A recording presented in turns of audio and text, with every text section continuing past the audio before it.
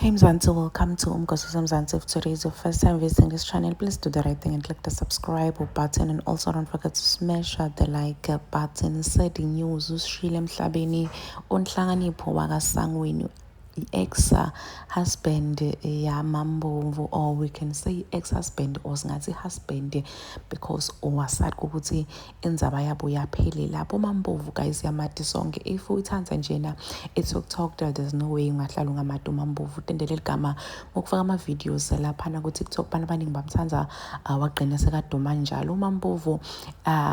Siyadika ukuthi walojola angihlakanipho sangweni. Ma-pictures nema-videos akubonjana beyakhona lapha kuma-TikTok, and bekagula unhlakanipho, and people were blaming ugela for Galavanting ahambe aye kuma-event while her husband is sick kesana, and people were dragging ugela ukuthi why angahlali ekhaya nakekela indoda yakhe abhizi nema-event. Wakhipha ivideo ugela wathi ucela nje abantu ukuthi baphume kuye yena wenda umsebenzi wakhe, wenda business kesana. So people were assuming ukuthi ugela shoti akamnakekeli, some were saying ukuthi mhlampe bahlukene, and we don't know yabo, because indoda yendeka guys singadi abantu abathandzana abalobolana siyabona sonke, but mase bahlukana abantu ababuye batositshela ukuthi phela thina sesihlukene. So some assumed ukuthi hey shothi bahlukene. So unhlakanipho ngemva kokugula isikhathi leside uqina asishiye emhlabeni,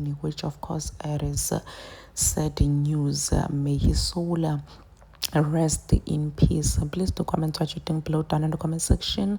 Don't forget to hit the notification bell so that you can be notified whenever I upload a new video. This is the end of my video. I am signing out.